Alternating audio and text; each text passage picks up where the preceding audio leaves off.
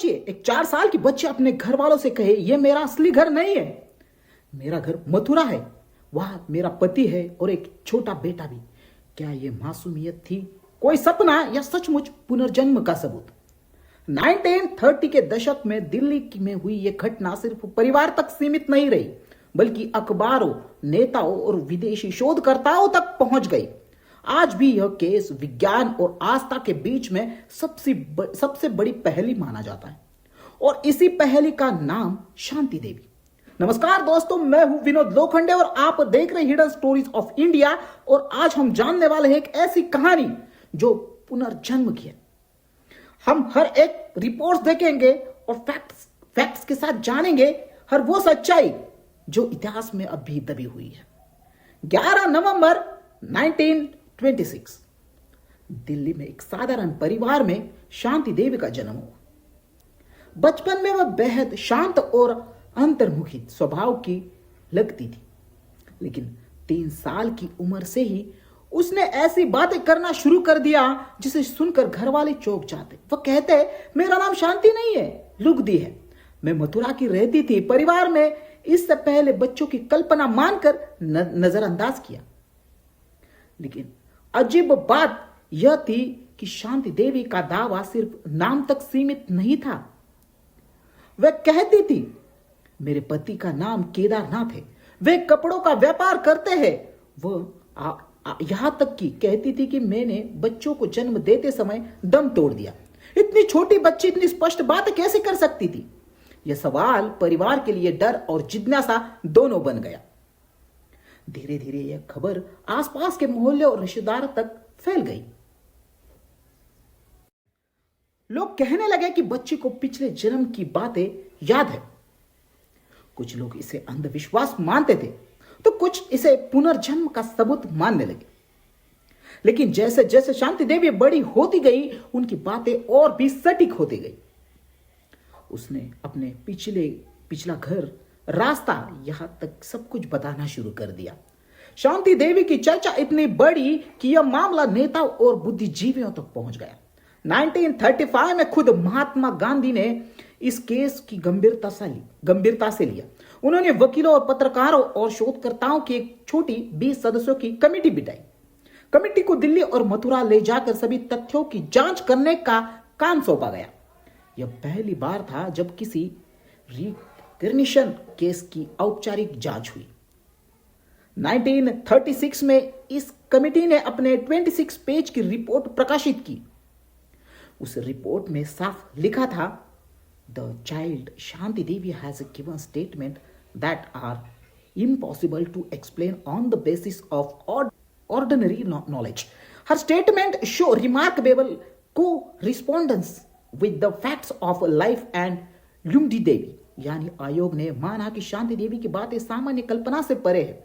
महात्मा गांधी तक ने स्वीकार किया कि इस केस में रिकॉग्निशन प्रबल संभावना है। उस समय के कई अखबारों ने इस घटना को प्रमुखता से छापा।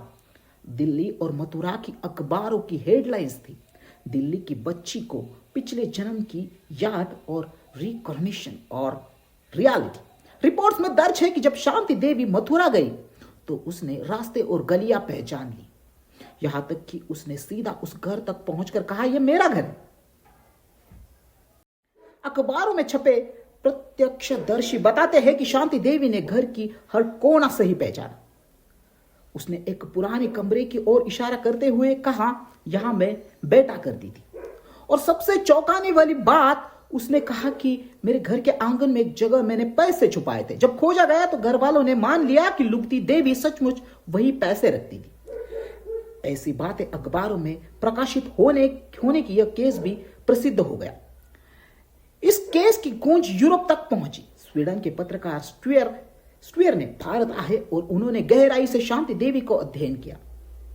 उन्होंने बाद में अपनी किताब आई हैव लिव्ड बिफोर 1998 में विस्तार से यह केस लिखा। उनका निष्कर्ष था, Shanti Devi recognised not only places and relatives but also imitate secrets of लुगदी देवी's life। यानी उसने केवल परिवार ही नहीं बल्कि निजी आदतों को, रहस्य को भी सही पहचाना।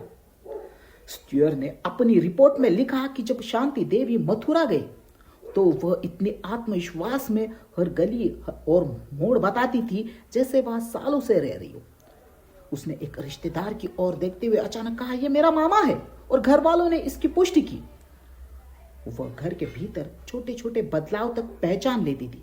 स्टीयर ने लिखा, this case is one of the strongest evidence for recognition ever documented, यानी इसे अब तक का सबसे प्रामाणिक पुनर्जन्म का केस माना गया।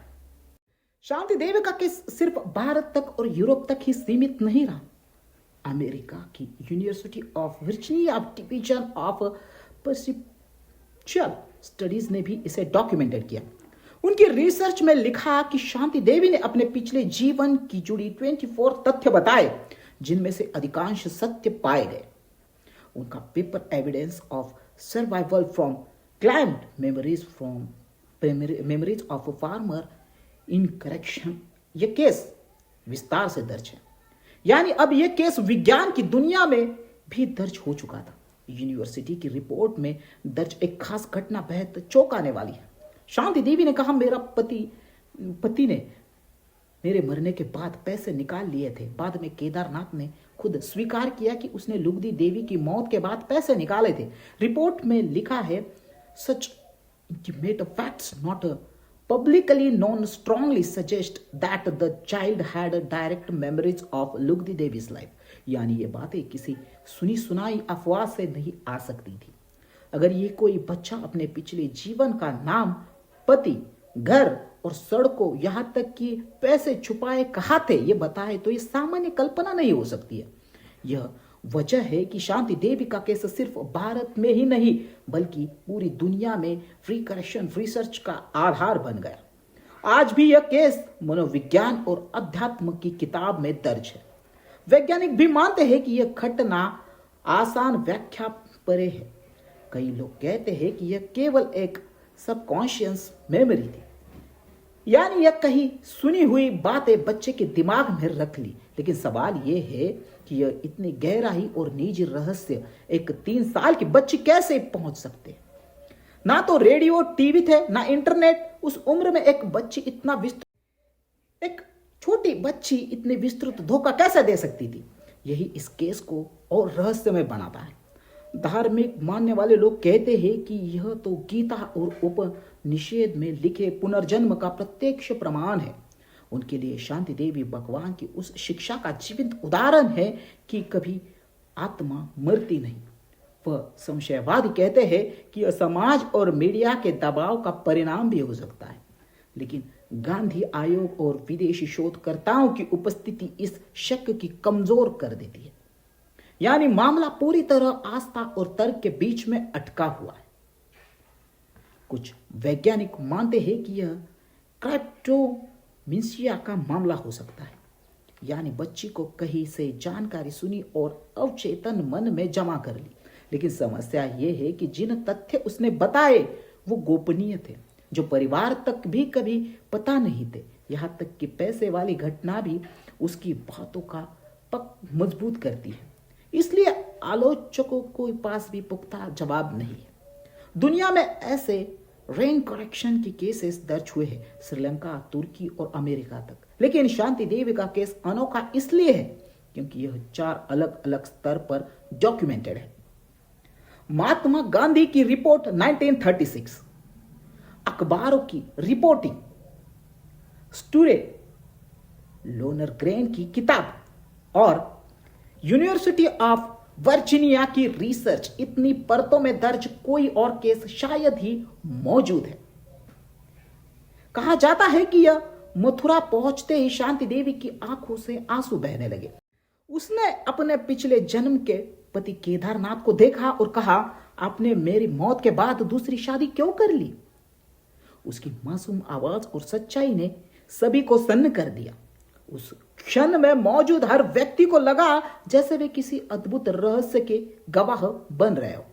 यह दृश्य अखबार और रिपोर्ट्स में भी दर्ज है। अब सवाल उठता है, क्या यह सचमुच पुनर्जन्म का सबूत है? अगर यह नाटक होता तो एक बच्ची कैसे इतने छुपे हुए और निजी तथ्य सही बता सकती थी?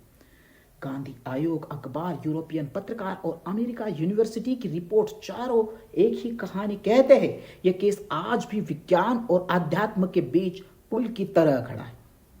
लेकिन अंतिम उत्तर अब तक किसी के पास नहीं है। जब यह खबर फैल गई तो दिल्ली और आसपास के लोग शांति देवी को देखने आने लगे।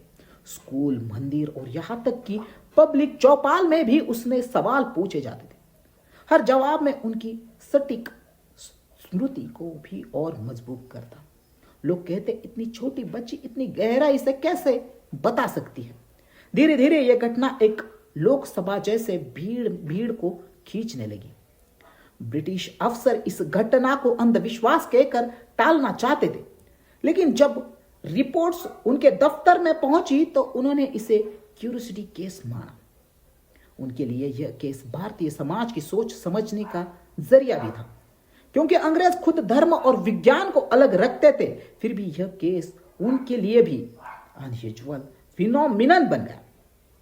शांति देवी के माता पिता शुरुआत में डर गए थे। उन्हें लगा कि कहीं बच्ची पर कोई बुरी आत्मा का साया न हो।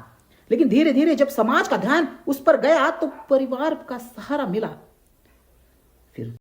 फिर भी उनके भाई बहनों को यह बोझ झेलना पड़ा, क्योंकि तुम्हारी बहन तो किसी और की बेटी है। यानी यह रहस्य उनके घर की रोजमर्रा की जिंदगी को भी बदल चुका था। हिंदू समाज ने इसे गीता और उपनिषद की शिक्षाओं से जोड़ दिया। लोग बोले, देखो आत्मा कभी मरती नहीं, ये उनका प्रमाण है। मुस्लिम और ईसाई समाज ने इस पर अलग राय आई। कुछ लोग इसे ईश्वर का इशारा मानते थे, कुछ लोगों ने इसे धोखा कहा। यानी ये घटना धार्मिक दृष्टिकोणों का टकराव भी बन गई। अगर बात करें आज के मनोविज्ञान, इसे पास्ट लाइफ रिग्रेशन थ्योरी से जोड़ते हैं। कई मनोवैज्ञानिक मानते हैं कि यह दिमाग कभी कभी हाइप्नोटिक स्टेट में पुरानी स्मृतियों को याद करता है। लेकिन सवाल यह है कि 4-5 साल की बच्ची में कैसे संभव हुआ? क्या एक कलेक्टिव अनकॉन्शियस का हिस्सा है या फिर एक आत्मा का सचमुच का सफर? शांति देव का केस केवल किताबों तक सीमित नहीं रहा। बाद में ये इस पर नाटक और डॉक्यूमेंट्रीज भी बने। कुछ लेखकों ने इसे क्रिएशन स्टोरीज के गोल्डन केस की तरह पेश किया।